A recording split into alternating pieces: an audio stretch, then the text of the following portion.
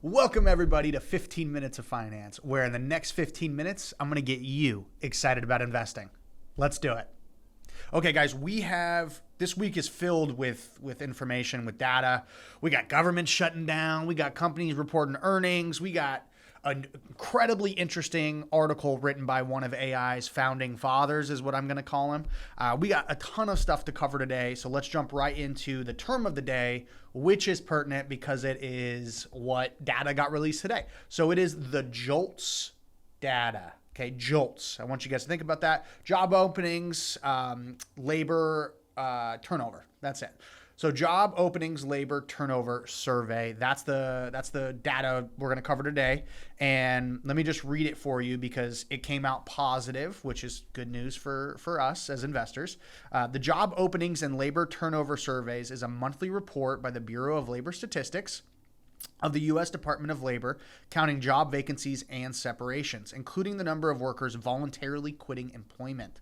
Okay, so that data came out. I don't think it's ready to be read. It did already come out, but no, they haven't updated the news cycle yet. Anyways, it came out positive. There's a lot of openings, meaning that people are hiring.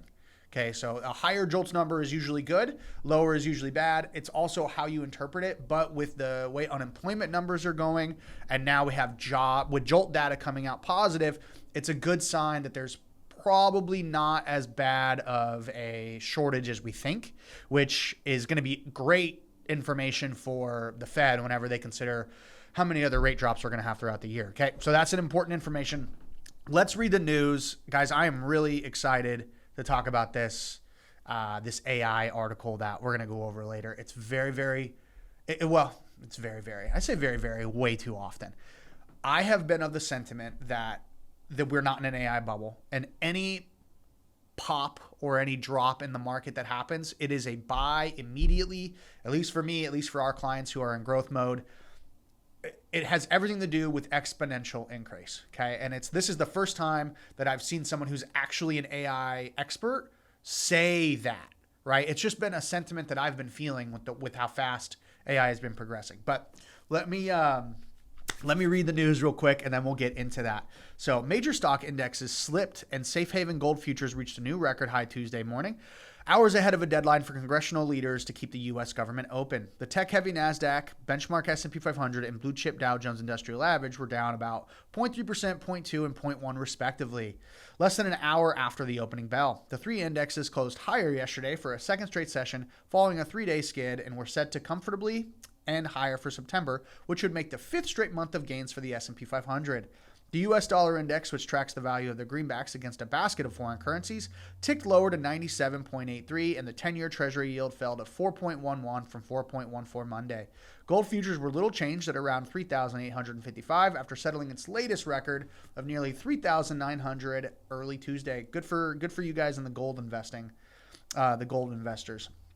President Donald Trump met with congressional leaders Monday ahead of the deadline set for 12:01 a.m. Eastern Time Wednesday, but no deal was struck, and gamblers were recently pricing in 80% odds of a shutdown on October 1st, according to betting website Polymarket. Financial markets and officials at the Federal Reserve are eyeing a crucial report on the job market due Friday.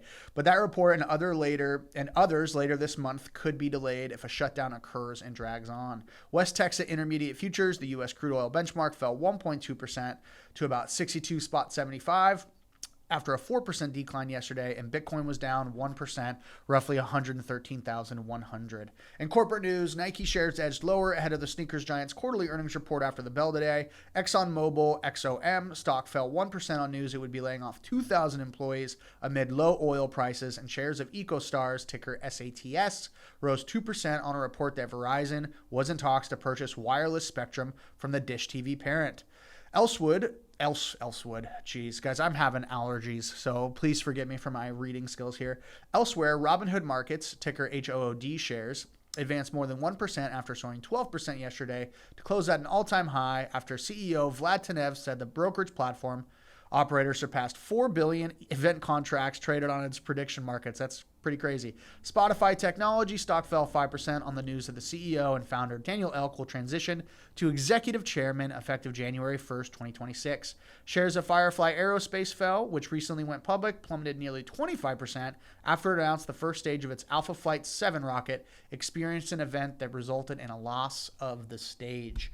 Don't even know what that means. Also not interested in that company right now, but it's important to know because it recently went public and then dropped 25%. Never a good sign when that happens with an IPO'd company. Okay, first, I do want to talk about the government shutdown. Obviously, that's a big deal. What does that mean for markets? One of our favorite analysts that we like to use is FSI Insight, Fundstrat. Tom Lee, if you guys know who that is, he's one of the best in the business. Little kooky, got wild hair, really soft, mild-mannered. He kind of does a really great job of being even keeled and not like so. For example, during the tariff talk in April, he was very calm and he's like, "Look, I still don't think this is a big deal." Even though other analysts they would be on CNBC and it would be debating essentially, it would be everybody hammering him for being stupid. How could you not see this? How could you still be bullish even with all this going on? And he stuck to his guns politely, which I have an extremely difficult time doing, especially whenever I have conviction about something. He does it so well, and it's because of that I really, really appreciate his insight. So he's talking yesterday, so we pay for his information. We are a member of the FSI Insight family. He went over what government shutdowns look like, how does that affect markets. We had already kind of done some of this research for today's episode, but he just confirmed everything that we had already said. It does almost nothing to your portfolio.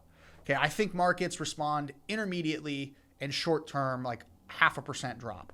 Okay, so what does that do for someone's portfolio in a week? 0.5% drop.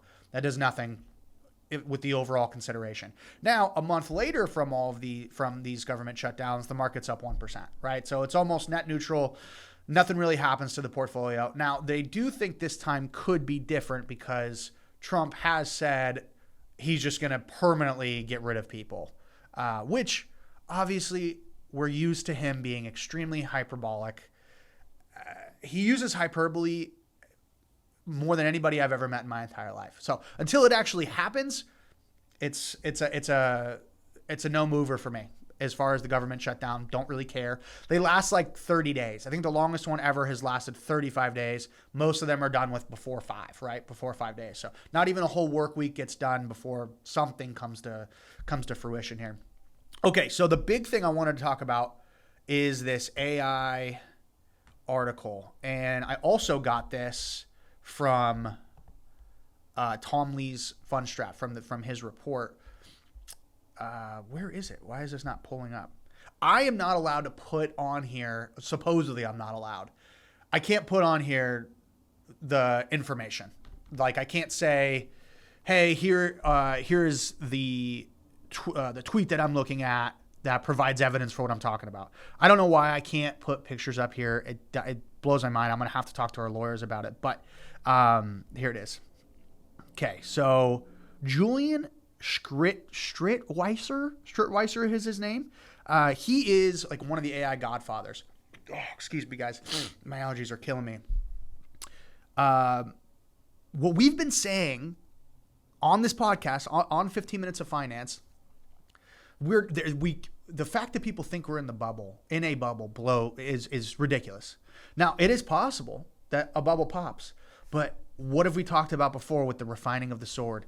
Just how swords are made, things get folded and then they get stronger and they come back stronger and over and over and over again. That's what I think of when I think of an AI bubble pop. And this Julian Strittweiser, I swear that's his name. He has the exact same opinion. This is his tweet that he made yesterday. As a researcher at Frontier Lab, I'm often surprised by how unaware the current AI progress public discussions are. I wrote a post to summarize studies of recent progress and what we should expect in the next 1 to 2 years. So I want you guys to read that article. So it is in our our description. Okay, it is in our description. I want you to read this article. It's a very quick read. It's less than 90 seconds. Okay, just read it. It'll go over exactly what one of the experts, one of the creators, one of the founding people in the AI space, what he has to say. Now, I'm going to summarize some of it for you because it's exactly what we've been saying. Okay, AI every 7 months effectively doubles its capacity, its learning potential, its efficiency. Every 7 months. Okay, I think the article goes into this, but by 2026, AI will be able to do like a full workday's worth of work with minimal supervision. Obviously, we want to maintain supervision, but it's not like you have to be double checking it every now and then. Like, for example, whenever I type stuff into AI or into ChatGPT and I go, hey, make this marketing material for me or summarize X, Y, and Z, there's always something that I'm like, oh, don't like that. Okay. Or it's the M dashes that we're all aware of. So dead giveaway in emails when someone has M dashes. I go, oh, that's ChatGPT. They didn't really make that. So that is going to be going away within the next year or two. And then by 2028, 2027, ChatGPT will be better than the experts. Okay, already in my space, okay, the CFA, that designation, Chartered Financial Analyst, that is, like Tom Lee is a CFA, that is the highest of the high designation you can have for evaluating companies. Okay, it's not necessarily what someone like me needs. I'm a CIMA, which is a Certified Investment Management Analyst. I make portfolios for people, so that is more of that space of the management, ultra high net worth client space. But a CFA is an analyst of an individual company, okay, and of economic news. And so they really understand the forecasting of events for a company. And the one of the ChatGPT models just passed the hardest level of the CFA exam. Okay, that is a 3-year, very high level designation exam, and ChatGPT just aced it in I think it was 3 minutes or something. So as that progresses and gets wilder, there's going to be more it can do for less time, for less money. All right, that is not a bubble to me. And just like Julian agrees with us, that is actually the beginning of something really, really special.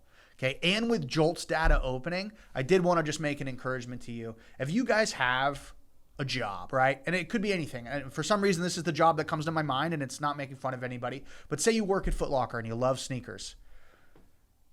You better figure out how you're going to separate yourself. Okay, and maybe it's staying in that space. Maybe it's doing something different. But these jobs are going to be these lower level, middle to lower level jobs, which is not making fun of anybody, I promise you. It's just the capacity that AI could do them at, which is extremely efficient. Okay, so my encouragement to you is find an expertise. Make yourself invaluable to a business owner, to a business, or start your own. Those are my takes on it. ChatGPT, AI in general, will exponentially get better. Anytime there's a bubble, it's just a refining of a sword.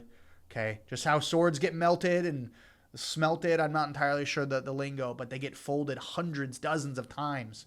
Okay, that's what's happening with this AI space. Any bubble is a buying opportunity. And I do think there's going to be, I got 50 seconds. I do think there's going to be some volatility here in the next 2-3 months. I would also be buying those 1, 2, 3, 5% dips. Highly encourage people to do their own research, make some sacrifices now with your investment strategy. Be like, oh, maybe I'll put 50 extra bucks, 100 extra bucks. And if you're really doing well, $10,000, $100,000. Do your own research, make your investment policy statement. I'm going to harp on that over and over and over again. And remember that as long as you have a long time horizon, these are exciting times for you. Okay, guys, that is it. As always, invest early, invest often. We'll see you next time.